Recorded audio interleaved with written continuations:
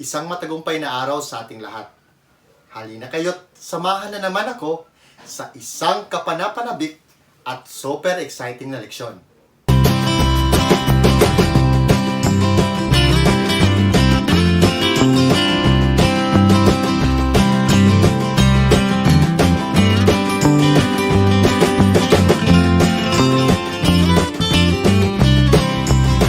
Basic function at formula sa electronic spreadsheet.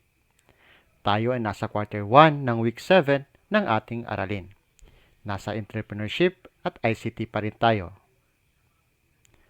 Ang ating learning competency, nakagagamit ng mga basic function at formula sa electronic spreadsheet upang malagom ang datos.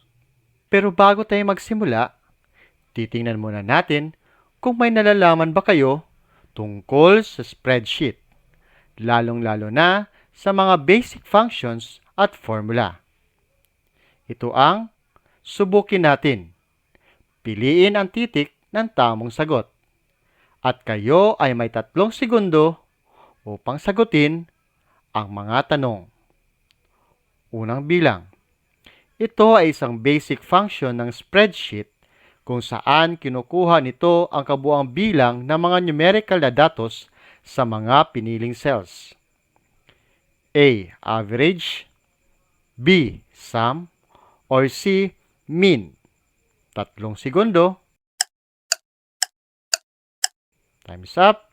Kung ang sagot ninyo ay sum, letter B, kayo ay tama. Pangalawang tanong. Kinukuha naman ito ang average o karaniwang halaga ng mga piniling numerical na datos. A. Average, B. Sum, C. Mean. 3 segundo. Kung ang sagot ninyo ay A. Average, tumpak, kayo ay tama. Pangatlong bilang. Ibinibigay nito ang bilang ng mga tinalang halaga sa mga piniling cells. A. Mean, B. Max, or C. Count. 3 segundo. Kung ang sagot ninyo ay letter C, count, kayo ay tama. Pang-4 na bilang. Ibinibigay nito ang pinakamalaking bilang mula sa mga piniling numerical na datos. A. Mean, B. Max, or C. Count.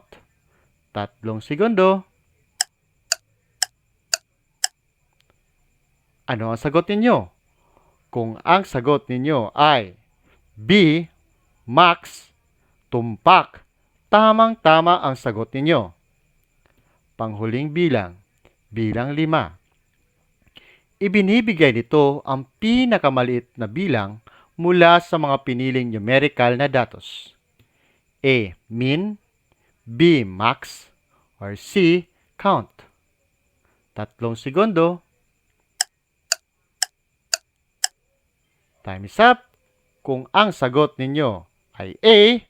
Mean, tumpak, kayo ay tama. Magaling na pagtagumpayan ninyo ang una nating gawain, ang subukin natin. At nakita ko na may nalalaman kayo sa spreadsheet. Kaya naman ngayon, tayo ay magpatuloy sa ating aralin. Nakikita nyo ngayon ang isang tindahan. At nakikita ninyo na ito ay isang online business. Dahil sa panahon ngayon, na new normal, usong-uso ngayon ang mga online na negosyo. Tingnan natin at basahin natin ang comic strip. Marami akong nabenta sa online business ko ngayon. Magkano kaya ang kita ko? Paano kaya ito gagawin sa spreadsheet? Ayan. Kung titingnan natin, sa bandang kanan, andyan yung mga nabentang produkto online ni Carlo. Magkano kaya ang kita ni Carlo sa kanyang negosyong online?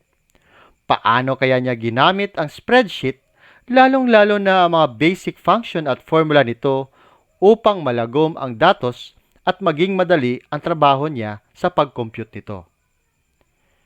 Ngayon mga bata, kayo ay handa na ba sa ating bagong aralin? Kaya't ihanda ang inyong mga notebook at ballpen para sa ating aralin sa araw na ito.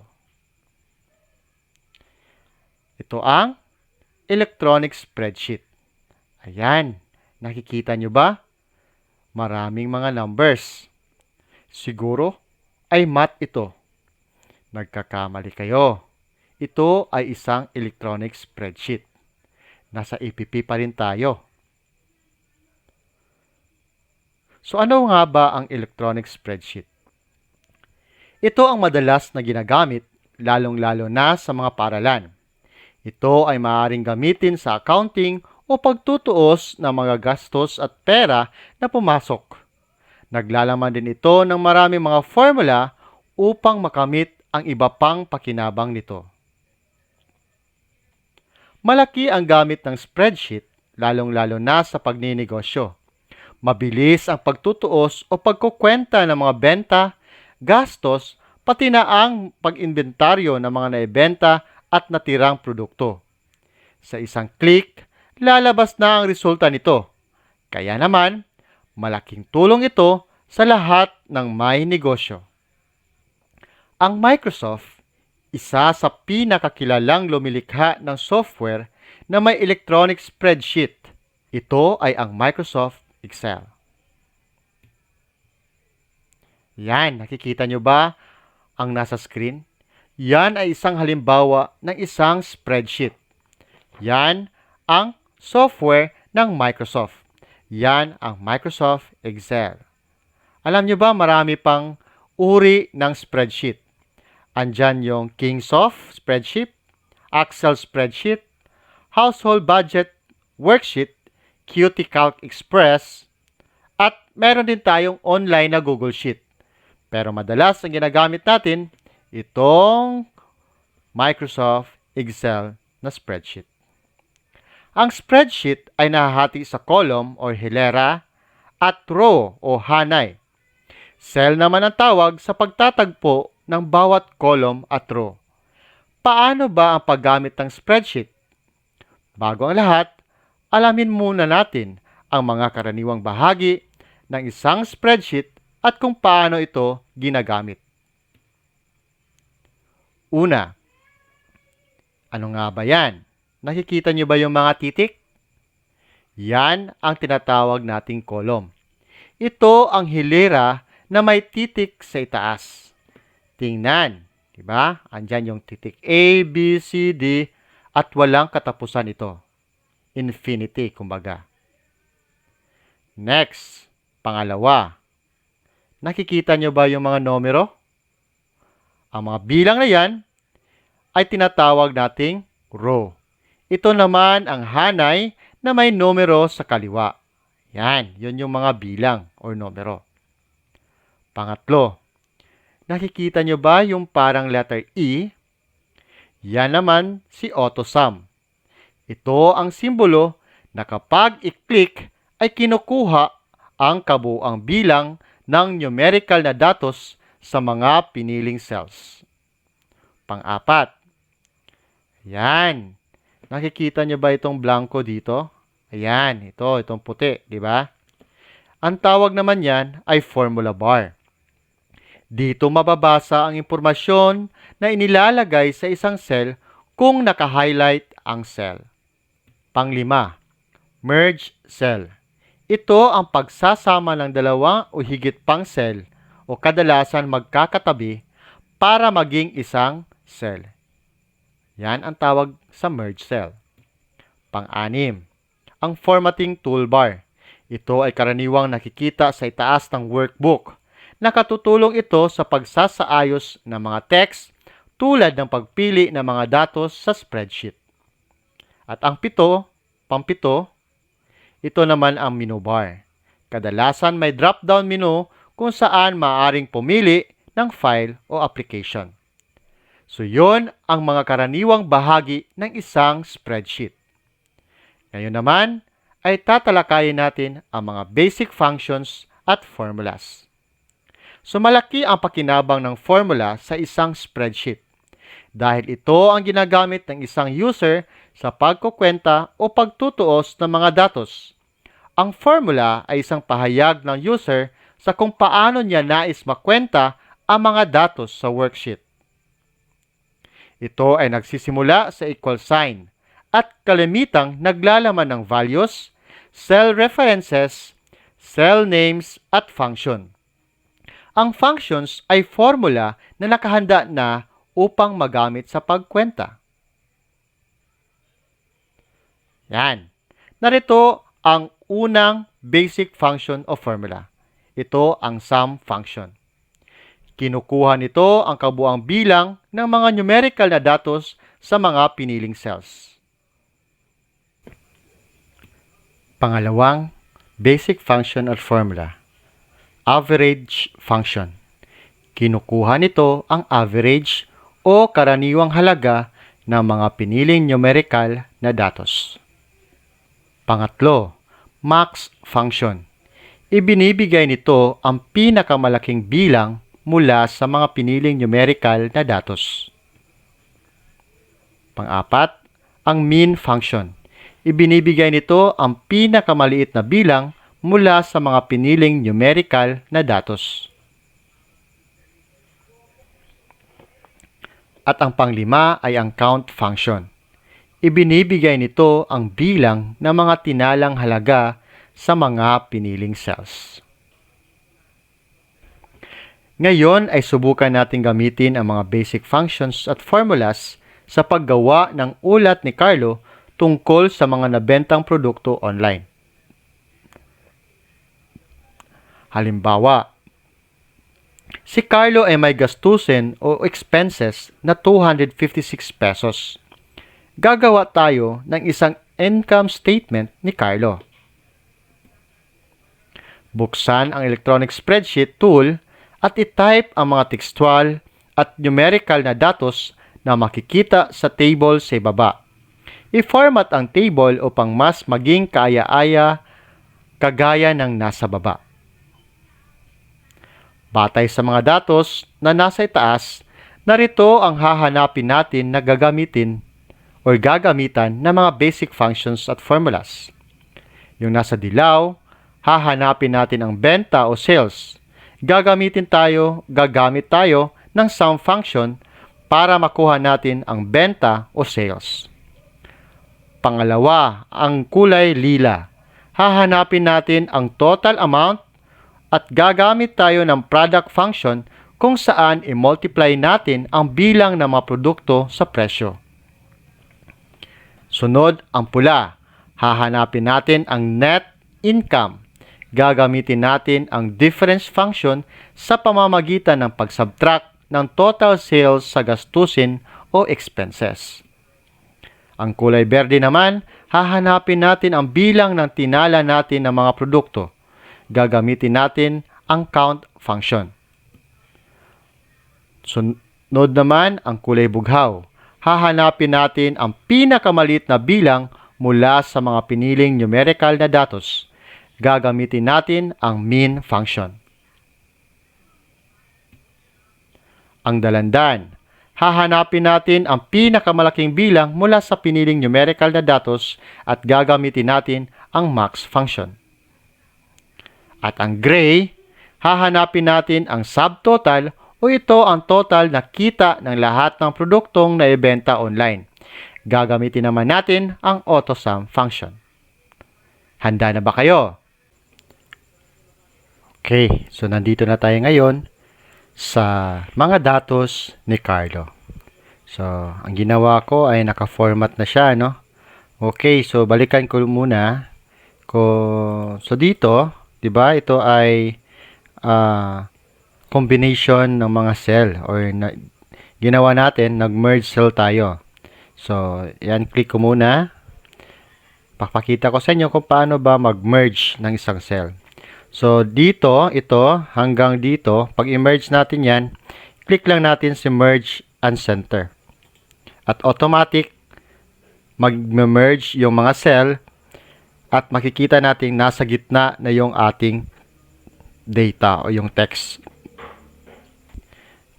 Ngayon naman, paano ba maglagay ng mga ganito, ng mga borders, ano? Okay. So, hahanapin nyo lang dito. Ayan, yung mga borders, no?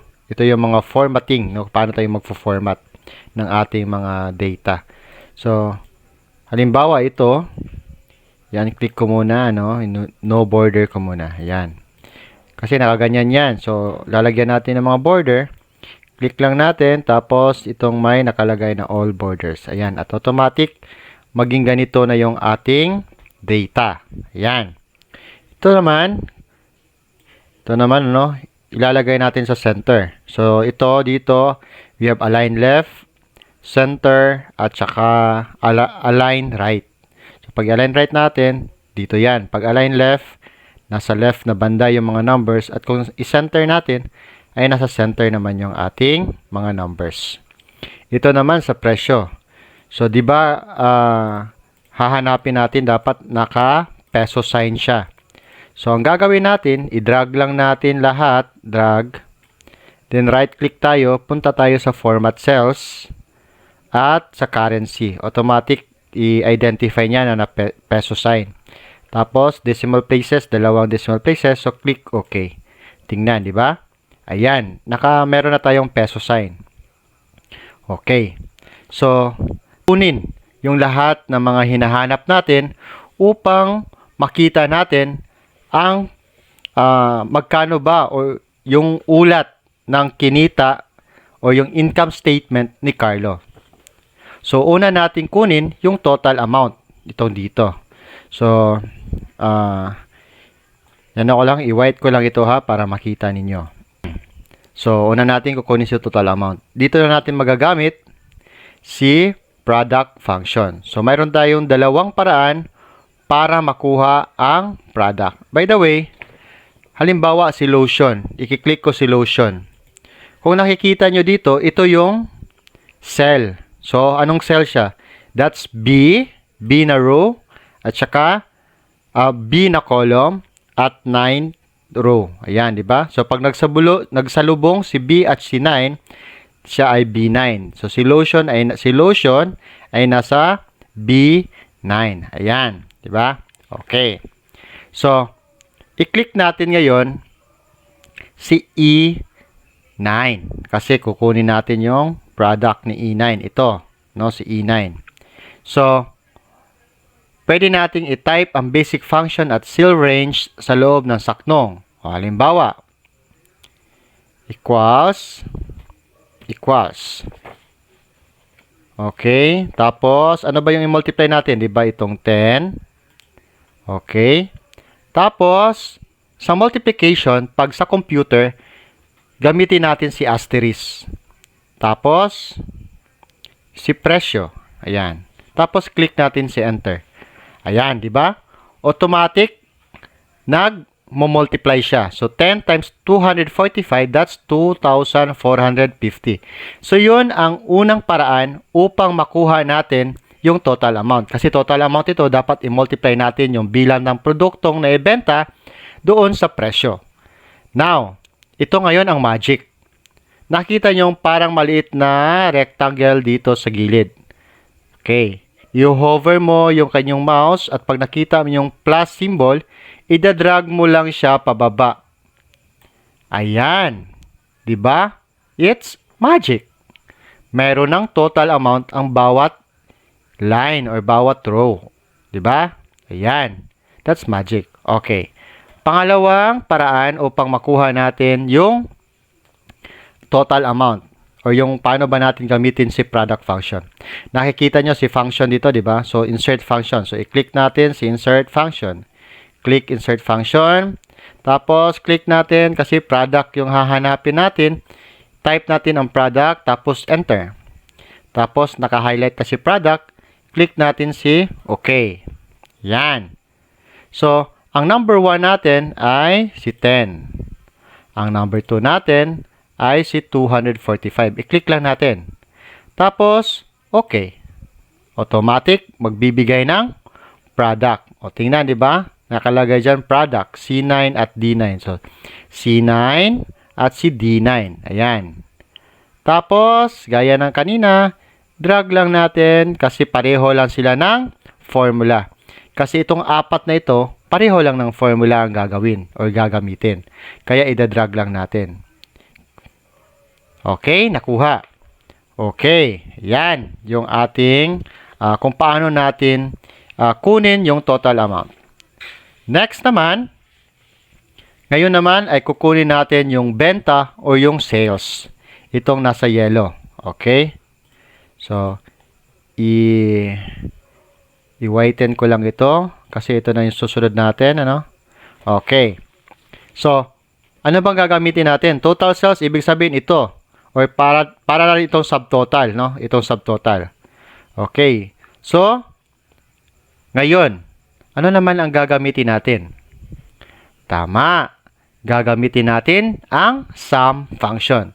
So, meron din siyang tatlong paraan nga. Ipapakita ko sa inyo ngayon. Una, i-click natin si E, itong AutoSum. Pag-click natin, hahanap siya ano bang mga number. So, punta ka dito, i-drag mo yan, at enter. Ayan. Automatic, nagbibigay siya ng total sales. Or parang din subtotal kasi pareho lang sila. So, i-click mo lang yan, enter. O, ayan. Diba? Nakuha mo na ang yung total sales. Pareho lang sila dito. Diba? So, yan yung unang paraan. Gamitin natin si AutoSum function. Ang isa na namang paraan ay mag-i-insert tayo ng function. So, ito. Insert function. So, sum. Enter. Hahanapin si sum. Okay. Ayan. Ano bang mga number? Diba ito yung mga number? Click lang yan. Then, okay. Nagsa-sum up na. So, same pa rin dito. Pwede mong kopyahin yan, no? Kokopyahin mo lang. Ctrl-C and Ctrl-V or paste. Okay, wait. Kasi, dapat, click mo dito, dapat ito. Ayan. Wait for a while. Yan. Ito dapat sila. Ayan. Diba? So, pareho lang. So, si subtotal sa kasi benta or sales ay pareho lamang yan sila. So, 5,666. So, yun ang ating sum function. So, dalawa na yung natutunan ninyo. Andyan si product function at pangalawa si sum function. Ngayon naman, kukunin naman natin ang net income. Itong si net income. So, simple lang. Pag net income, ibig sabihin nun, yung kita mo, yung sales mo, ima-minus natin yung gastusin o yung mga expenses mo. So, i-whiten ko lang yan. Okay. Ngayon ay maaari natin kunin ang net income sa pamamagitan ng pagbawas ng mga gastusin sa kabuuang benta. So, narito ang paraan para makuha ang net income. So, i-click natin yung cell kung saan ilalagay yung net income. Ito, no? Nasa E14. Kung napapansin nyo, na-merge si 14 at saka si 15. So, ang kanyang ni-recognize is si E14 kasi nauna si 14, di ba? So, yan. Nasa E14 tayo. Ang gagawin natin, punta tayo sa formula bar. Yan. So, bawat formula bar ay magsisimula sa equal sign, di ba? So, equals, tapos, ito, E4, minus, gastusin. At, click enter. Ayan. Magic. Meron na tayong 5,410 na net income. Yan ang halimbawa or ito yung ang paraan kung paano natin kukunin yung difference ng isang data. No? So, meron na tayong net income ngayon. Panghuli ang pagkuha natin sa count, max, at min gamit ang iba't ibang functions. So, paano nga ba ito gagamitin? Narito ang mga paraan. Una, i-click para sa count, i-click ang insert function button at hanapin ang count.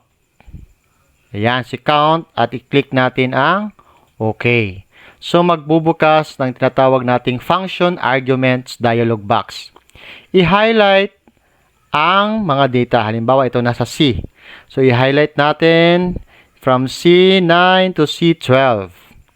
Tapos, click natin ang OK. So, ilan ba? Ayan, 4, di ba? Kasi meron tayong 4 na quantities.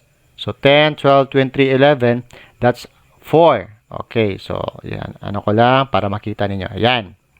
Next, hahanapin natin yung min. Okay? So, click natin yung orange or dalandan. Okay, so iano ko lang ha. Iwa-whiten ko lang. So, ang function naman ng min ay hahanapin niya kung ano ba yung pinakamaliit na numero. Ayan. Halimbawa, sa 10, 12, 23, 11, ano ba ang pinakamaliit? So, again, i-click natin ang function button. Hanapin ang min at i-click ang OK. Kung wala, hindi nyo makikita si min dito, pwede kayong i-type dyan. No? Min. Ayan. Automatic makikita si min. Tapos, click OK. Ayan. So, ano ba yung ano natin? Itong 10, 12, at 11. Click Enter. Automatic, ang min natin ay 10. Kasi sa 10, 11, 12, at 23, yung pinakamalit na number ay 10. Yung max naman dito, same pa rin yung gagawin. Dito tayo sa function, insert function, tapos max. Type natin si max, go, and then makikita nyo max, i-click ang OK. Tapos yung mga variables, ito pa rin, di ba? Kaya click OK. Ayan, yung pinakamalaki ay 23. Ayan. So yan yung ating mga basic function, basic na mga formulas na gagamitin upang malagom natin ang mga datos. So, kitang-kita, ayan na yung ulat ng kinita ni Carlo. Diba? So, siya ay nagkaroon ng benta na 5,666 dahil sa mga produktong ito na nabenta niya online. Ngunit dahil mayroon siyang gastusin or expenses na 256, ang net income niya ay 5,410. Ayan. So, yan po no ang natutunan natin ngayon, ang mga basic functions at formula. Okay? So, ganun man, marami pang makita mga formula sa formula tab ng electronic spreadsheet. Okay. Ngayon, magbibigay tayo ng halimbawa ng average, di ba? Okay, kasi wala namang hinahanap na average sa ulat ng kinita ni Carlo. Pero para po sa ating halimbawa, ganito lang, madali lang din hanapin yung average. So, halimbawa, ilalagay nyo dito ang average. Ito na cell sa C17. Right click dito, di ba? Mayroong drop down dyan na arrow. I-click mo yan na nakalagay na average. So, click mo average. Ano ba yung kukunin na average? Diba si 10? Ito. Halimbawa lamang, average na bilang ng produkto. Click Enter. Ayan. So, the answer is 14. Or pwede rin, delete natin. Gagamit tayo ng insert function. Insert. Hahanapin average. Click.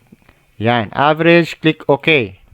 Ano ba yung mga i-average natin ng mga numbers? So, ito. Diba? Then, click OK. Same pa rin yung lalabas. That's 14. So, yan yung average na function. Ayan. Napagtagumpayan na natin at nakuha na natin ang ulat ng kinita o yung income statement ni Carlo. Ayan. Tayo. Magaling, magaling. So, handa na ba kayo sa susunod nating gawain? Tandaan, ang spreadsheet ay isang elektronikong dokumento kung saan ang data ay nakaayos sa mga hilera at haligi ng isang grid at maaaring manipulahin at magamit sa mga kalkulasyon. Malaki ang pakinabang nito, lalong-lalo na sa mga negosyante dahil napapadali nito ang pagtutuos ng mga datos ng kanilang mga produkto. Sa paggamit ng mga basic functions at formula nito, ay may dalawang paraan. Una, maaari natin gamitin ang insert function button kung saan hahanapin natin ang functions na nais natin na gamitin. At pangalawa, sa pamamagitan ng paglalagay mismo doon sa cell ng formula. Ngayon ay pupunta tayo sa huling nating gawain. Ito ang suriin natin. Panuto, sagutin ang mga sumusunod na tanong. Piliin ang titik ng tamang sagot. Kayo ay may 3 segundo upang sagutin ang mga tanong. Unang tanong. Ito ang tawag sa spreadsheet ng Microsoft. A. Word, B. PowerPoint, C. Excel, or D. Publisher. 3 segundo. Ang tamang sagot ay letter C. Tama. That's Microsoft Excel. Pangalawang bilang. Dito nakagagawa ng operasyong matematikal. Ano kaya ito? A. Cell address, B. Formatting, C. Formula bar, or D. Worksheet. 3 segundo. Time is up. Ang tamang sagot ay tumpak. It's letter C. Formula bar. Dito nakagagawa ng operasyong matematikal. Pangalawang katanungan. Ano ang ibig sabihin ng icon na ito? Ayan, yung parang letter E. A. Formula, B. Average, C. Function, or D. AutoSum. 3 segundo.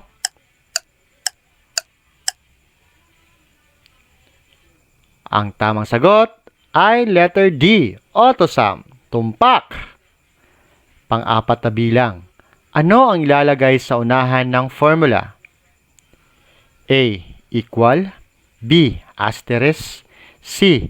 Percent, or D. Slash. 3 segundo. Kung ang sagot nyo ay letter A, equal. Tama. Tumpak. Nakuha nyo ang tamang sagot. Equal sign ang ilalagay sa unahan ng formula. Panghuling katanungan. Saan dito ang insert function button? Is it A, B, C, or D? 3 segundo. Ang sagot ninyo ay letter B. Tama. Yan ang insert function button. Ayan, natapos rin natin ang ating aralin sa araw na ito. Naway nakuha nyo kung paano ba gamitin ang basic function at formula sa isang spreadsheet. Sa muli, ito ang inyong guro, si Teacher JR, na nagsasabing, sa pagnenegosyo, sipag at tiyaga ang puhunan upang umasenso. Hanggang sa muli, bye-bye!